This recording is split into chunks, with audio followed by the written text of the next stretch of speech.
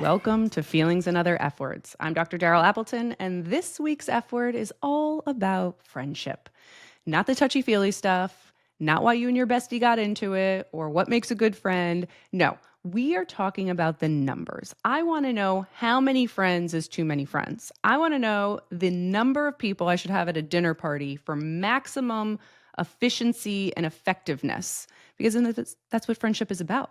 Right? Isn't that what it's all about? But to be fair, and I'm joking, obviously, I really was interested in how much is too much, like the deep science, the numbers, the anthropology behind it.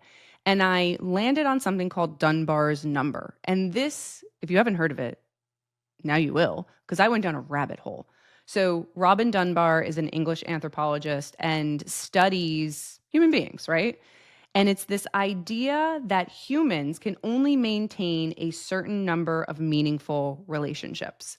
And Dunbar got there by looking at brain size. And there's a ratio actually between the size of our brains, specifically the size of our neocortex, which is language and executive functioning, basically how we speak and relate to other people, and the size of a group. And more specifically, the size and cohesion of a social group of people. So I was fascinated by this. And I'm like, okay, I'm Dunbar, I'm in. Tell me more. And he says that this number is 150. And I was like, huh. I don't know what I thought the number would be, but I didn't think it would be 150, right? So he says that this 150 number includes people you know by name, whom you have a sense of connection with, even if it's not close. And he goes on to talk about all of these remarkable consistencies around the 150 number. Things like early hunter-gatherer societies or villages had about 150 people. There are communes and factories, military, 11th century villages, offices. Christmas card lists are about around 150. Now, if you're an introvert or an extrovert, this number will change. And there is a bell curve, meaning you can be an outlier. But 150 is basically all we have capacity for before things start to break down, right? Before it's not as long lasting or it's not as cohesive for us. We just get kind of overwhelmed. And then he goes on to break down the layers within these numbers, which, oh my God, I love so much. I love so much. Break it down for me, Dunbar. So he says that within this 150 number, 150, you're going to have 5 intimate people in your life. These are your closest relationships. This is your inner circle, your best friends, your partner, family members, people you deeply trust. And your emotional energy is truly most concentrated here. And I'm thinking in my life, and I'm like, yeah, that kind of ticks, right? There's about 5 people in my life that I would say I devote a lot of emotional time and energy to, that I trust implicitly, that, yeah, 5 hits, 5 hits. Then it goes on to say you're going to have about 15 close friends. These are people you can call in or call for in emotional support needs or times. These are the people that may not be as deeply involved in your everyday life as your inner circle, but for sure play this significant role, which also kind of tracks. And people can move in and out of these spots. It's not like you have a fixed spot and that's it. For any of you who've been divorced, I mean, you know how quickly those spots can change, right? If you've graduated college or high school, you know how quickly, or left a job, how quickly those close friendships can really shift drastically and dramatically. Doesn't mean you don't like them anymore. It just means that, again, the amount of energy, the amount of emotional labor, the amount that your brain, your neocortex actually has to work in these relationships has shifted, which again is fascinating to me. God. Anyway, I'm just nerding out. So 5 close friends, 5 top tier intimates, 15 close friends, 50 good friends, 50. These are people you see semi-regularly and enjoy spending time with, but maybe you don't share things as deeply with them, or they're not tertiary friends by any means, but these are people you're friendly with on a level that's a little bit more than just, hey, how are you? It's somebody that, maybe you're not sharing the deepest parts of your life with, but they know who you are, what you're about. Maybe if you had a bad day or a good day without getting into the nitty gritty of it. I think these 50 good friends you might be able to see in your DMs of people that you're communicating with and at what level. Then you have 150 meaningful contacts. And this is the outer limit for activity, according to Dunbar. This is where meaningful relationships kind of stop after 150 because it includes acquaintances and colleagues and people you know and interact with occasionally. But again, our brains can only handle so much. So people that you think about and want to check in with, or, oh my God, like I haven't seen Ashley in the longest. Like, let me see how she's doing, or saw this meme and thought of you. Like, your brain can only handle so much bandwidth when it comes to relationships of any kind, including kind of those outer layers, but still meaningful in some way, even though much smaller than the intimates levels, right? In that like very close, deep, everyday thing. Then you're going to go on and have about 500 acquaintances. And these are people you recognize and you've interacted with, but not necessarily have strong ties to. Again, social media is a perfect example. You might have 10,000 followers and maybe you interact with 500 and they're your like social media acquaintances, but they don't necessarily know anything about you other than what you're having a shared experience with or on online. It's not like somebody you're standing next to online at a concert that you're like, oh my God, that guy was so nice. Like, this is like deeper than that, but still, like, you're not keeping up with them in the ways that you would your 150, which again, fascinating. And then he goes on to say you kind of cap out at 1,500 recognizable faces. Beyond acquaintances, these are people you recognize, but really have no real relationship with. This is where I struggle. I may not recognize your face or your name. And it doesn't mean I don't love and care about you on some level. Yes, some people just have like face aphasia or name aphasia. My friend and I from college joke a lot that, she kind of has to be like somebody, who whispers in the president's ear, like, oh, this is Donna. You had biochem with her first semester freshman year, right? Like, it's just sometimes like, your brain's so full you can't remember this stuff. And some people are so good with it. Some people are like, oh my God, like that's so and so. I remember this, I remember that. So again, I think that this number or all of these numbers absolutely have a bell curve to them, but it tracks 1,500 recognizable faces. Like, your brain is still just a computer. It only has so much memory. And we do know that with the hippocampus, which is the memory center, you do prune out stuff. So things that you usually think about a lot will stay there and some stuff will just kind of go. And that's why when you do get together with some of your closer friends or your good friends and you talk about things, you're like, oh my God, I forgot about that. And this flood of memories come because it didn't go away completely. It's just not at the forefront of your accessible mind.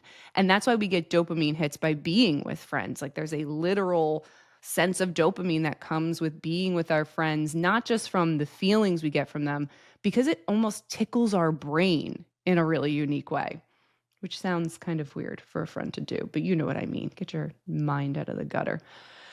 But again, this is really interesting. I do also think, some people take it a little bit more seriously than others. I know the Swedish tax authority actually restructured their offices around Dunbar's number to make it a smaller group and keep it within this 150 number to have more cohesion, to have people feel a little bit more entrenched with each other and to do better work. Now, does the Swedish tax authority think that nobody outside of the office has other people that they go in contact with? I don't know, maybe. So I don't know how well it's working or not. We will have to ask them. But there is something to be said about maintaining relationships with these people on all these different layers. It requires time. It requires energy. And I'm an introvert, right? Like, I can see this very clearly in my own energy and how it's drained when I am having small talk or we're just like, that uncomfortable, awkward silence, and we're just trying to fill it. I'm just very trained at it as a therapist. I'm very good at filling that silence, and I'm interested in what people have to say. It's just as an introvert, I want the deep stuff. Like, let's get into it. Tell me everything. Tell me something meaningful. Like, I crave that closeness in a way with people because I'm interested in that stuff versus like, how about them Yankees, right? So it does because it does take time and energy. And there was a study actually done by the Journal of Proceedings of the Royal Society B, and it showed that the closer the bond, the more interaction is needed to sustain the relationship. So, for example, if friendships in that 5-person circle, they might require more constant contact to stay as strong. Like if you have somebody in your immediate circle, you're going to need to water that plant a little bit differently in order for it to maintain its vitality and health. While as somebody in your 15-person good friend circle, you might need monthly interaction with. And beyond 150, they found that relationships kind of fade unless they are specifically nurtured. And I think that there's something to be said about that. And thinking about people that have entered or exited your life, whether positive or negatively, whether healthy or unhealthily, like we know people can ghost people in friendships and it's just as hurtful, just as impactful as when we date. And we know that there's I don't want to say right or wrong way to exit or enter a relationship, but there are levels of healthy interactions and communications with things like that. Some things do absolutely fade over time. Some things end quite abruptly and can leave a mark or a scar or a lasting impact on a person. So there's something there as well. I do want to add in a fun fact that Dunbar actually once joked that there is an ideal size for a dinner party. So, what I said before, I've got my answer to. And that's actually what kind of put me on this quest. I was thinking about, okay, I should have some type of event at the house in the spring. Like, I want to have people over. I want to do something tablescaping. I'm trying to like lean in to my creative side a bit more. But I don't like a lot of people. So, the thought of a party is exhausting to me. But I was like, okay, so what's like a great number for what I want as an introvert and what people might want versus just talking just to me in my face? And the number is 5 to 7. So for those of you looking to host the perfect dinner party, get 5 to 7 people. You're gonna find it to be more rewarding, allegedly, according to Dunbar. Write to him if it doesn't work out. More rewarding with the flow of the conversation, how people can get to know each other a little bit better, maybe bringing people together from different interesting walks of life. But I think there's something to that 5 to 7 number. Now, after the break, what I do want to talk about is ways that we can prioritize and really, again, grow water. I hate that I'm using that really overworked analogy, but here we are. These people in our circles and these people that we have different levels with, but how to maintain the health and vitality of them. So coming up after the break, we'll go through that and a bit more. So stay tuned. Welcome back to Feelings and Other F Words. I'm Dr. Daryl Appleton. We're talking about friendship and the numbers, the invisible numbers behind friendship. I want to talk a little bit about this inner circle, the close friends. Like I want to break down those layers a bit more. And I came up with some things in therapy and communication strategy of maybe how to prioritize in an actionable, relatable way, hopefully in a realistic way too, to make sure these friendships continue to matter to you. Because we do know the research on not having friends. And I won't bore you with it all, but not having friends is no good. Too many friends, clearly, according to Dunbar, will atrophy, no good. Not having enough friends, also no good. Like we need to hit our sweet spot. So here are some ways that you can foster these relationships with the different layers of that 150 number. So your inner circle, that's your 5 people, your ride or dies, right? These are the ones that need the most nurturing. So things that you can do, actionable things that if you were sitting with me in therapy or you were sitting with me in coaching, since I don't really do therapy anymore, these are the things that I would tell you. These people need face-to-face time. You need to schedule time with them and you need to get in their physical space. With your partner, with your parent or your family member, this might be easy because they are in your everyday world. But if somebody has more of a distance issue, The second best thing is set up these virtual coffee dates, like commit to phone calls, not just texting, like really hear the voice, their inflections, like ask about their life, stuff like that. You also want to create rituals. I love the idea of a good ritual, like an annual trip, a holiday dinner. You want stuff to literally physically anchor your connection. Even with your children, these ritual things, I talk with a lot of parents. They're like, am I a good parent? And I'm like, yeah, if you're worried about that, probably. But also, the rituals matter. That's the stuff your kids are also going to remember. Like, oh my God, remember we always used to do this before these holidays? We always used to have breakfast for dinner once a month, or dad would come home and we'd play that game. Like, anchoring memories with feelings is a really great way for relationships to not only be sustained in the moment, but the feelings to be sustained over time. And this sounds so corny, but I want you to do it anyway. Celebrate the small stuff. Like, we know through, again, research and practice that people who show up, people who are reliable, people who remember the milestones or the important dates in your life, or know that you're going through a rough time and show up for you, it will absolutely matter, especially in that deep inner circle. And I'm sure many of you, I know I've had it, where people have been in your inner circle, but they repeatedly miss those milestones to no fault of their own.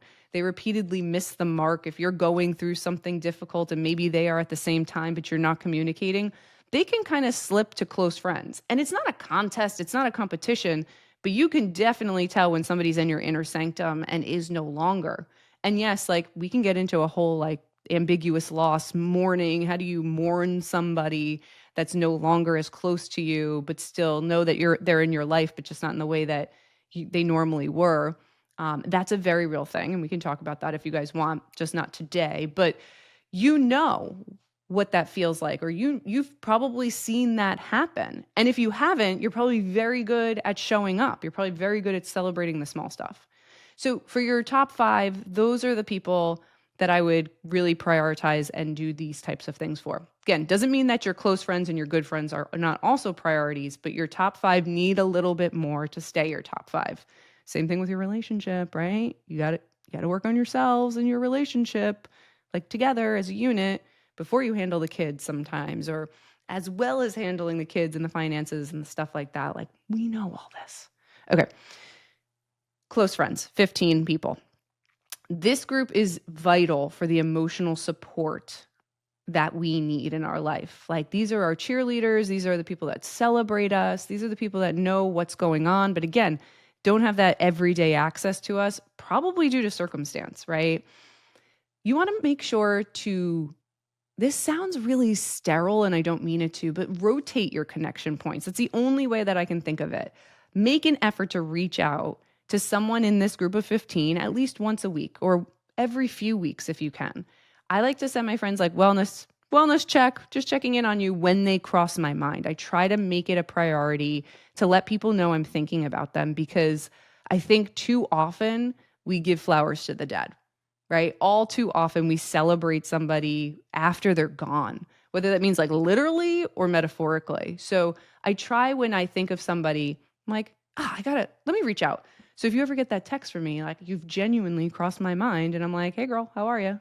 Hello, sir. What's going on? Like, these people need that connection point with you. And for people out there, you need to do it to your friends as well. So this is your sign. Go text your friend you're thinking about. Again, quick message, tagging them in a meme. And this is where social media actually has helped friendships, of just like sending memes. It's a very quick way to connect with somebody, not on a huge level, but to share that piece of I'm thinking about you with this, again, shared meme. Here it is. Other ways that you can help with this is leveraging your shared interests. So collectively trying to figure out, in this group of 15, what activities can you guys do? Like, what's a low effort way to stay connected while also fostering a sense of community, whether it's your close 15 are also close with each other. Maybe that's friends from college, friends from work, whatever, friends from your old job, like, but getting together and allowing for there to be something to sustain on. And this could even be like once or twice a year. It doesn't need to be that big. And the thing that I find in this 15 to be most important as an action step is to be available for like on call help, on the spot help. And this is literally people that you can call to help with advice or come do an errand with me or hey, we're moving. Can I grab your pickup truck? Nobody wants to help you move, but close friends will be there because they don't want you to do it alone. Don't get it twisted. Nobody's excited to help you move, but they want to be there because they love you and they want to help you. And these small acts of kindness literally solidify bonds without needing constant attention. So it's incredibly important. Next layer is good friends, this 50 people. And these are people you enjoy spending time with. But again, you're not sharing your deepest thoughts with them. They're not in that like elite group of 5 or 15. So host some events, host larger gatherings. It won't be your 5 to 7 people for that perfect dinner, but have a backyard barbecue. Connect with multiple people at once. Like find efficient ways to maintain ties without overextending. Stay relevant in their lives, like share quick life updates, like have friendly check-ins. You don't need constant interaction, but again, these people in the good friend, the 50 people friend also matter. So again, I was thinking of you, how is everything? Is different almost than my friends that I do a wellness check for. Like wellness is like tell me the deets. Hey, how are you? Thinking of you is like give me the broad strokes. How's it going? And I want you to recognize their highlights. Like we all want people to celebrate us, whether you believe it or not, whether you're like, I don't need people to clap for me. Yes, you do. Yes, you do. Research says you do. We all need people cheering us on, not without like boundaries, right? People can't just cheer you on when you're on a killing spree or something horrific, but like people that are there to celebrate the good things that you're putting your energy towards. Recognize their highlights. Reach out to them. Congratulate them on promotions, on birthdays.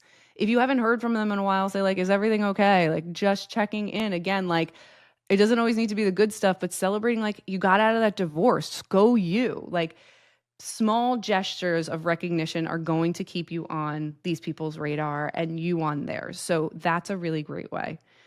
Now, the acquaintances, the broader networks, like now we're getting into like literal networking. And I think this is a conversation all on its own, but you can't deeply connect with everyone. But you can keep light ties with people in this acquaintance world and keep your social network really like alive and vital and vibrant. So use your social media intentionally. Engage with people's posts, comment thoughtfully on their DMs, like show you care without having that heavy lifting behind it. And lean on these shared spaces, whether it's alumni events or professional conferences or mutual friends gatherings, like where you're naturally going to cross paths with people in this broader acquaintance land. Do it. And I'm like saying this out loud. And in my head, I'm like, Daryl, that's to you. You're writing this to you. Like, you got to go do these things. Like, I know you're exhausted, but you got to go. You got to go do these things. So, all right, I'll be there. Fine. Yes to all invitations. This is the time to ask me. Okay. Just know this. If you want me at something, this is the time to ask me. DM me. I'm going to say yes, hopefully. But you got to get there first because I'm not saying yes to everything. And then finally, I want you to be open to reconnections. If an old acquaintance reaches out, maybe seize that opportunity. Again, not every acquaintance that reaches out is equal. So if it's an ex, like maybe don't let them into your life if they've been incredibly toxic and not for you. But it might be interesting, like, like why did you cut them off? Like, was there a valid reason? Did time just pass? Like you can also open that circle up a bit more. But I do think that there's something to be said about allowing for people to enter into your life if again, like it makes sense and you need to define what that is. That was a lot to unpack, and we barely talked about the friendship stuff that I think a lot of you thought I was going to talk about.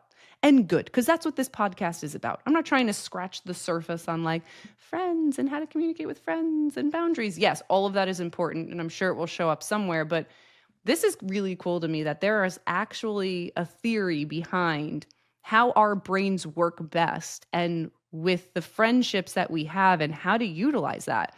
The other piece of this to me is aggressively prune. If you're like, no, Daryl, I have 20 people in my close friend slot.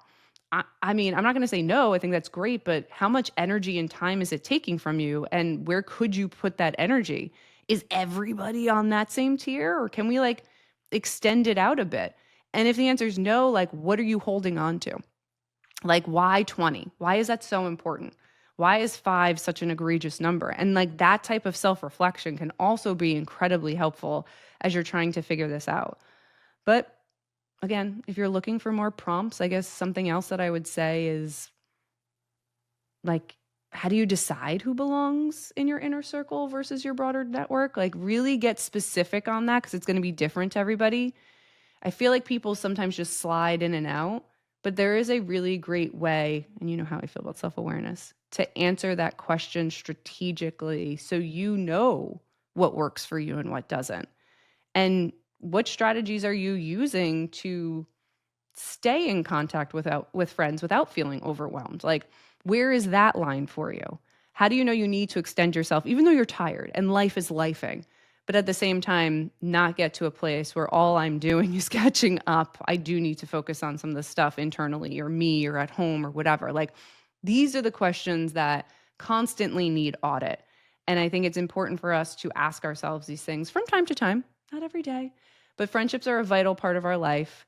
Hopefully this number was as interesting to you as it was to me. And I hope I have a seat at your 5 to 7 dinner party.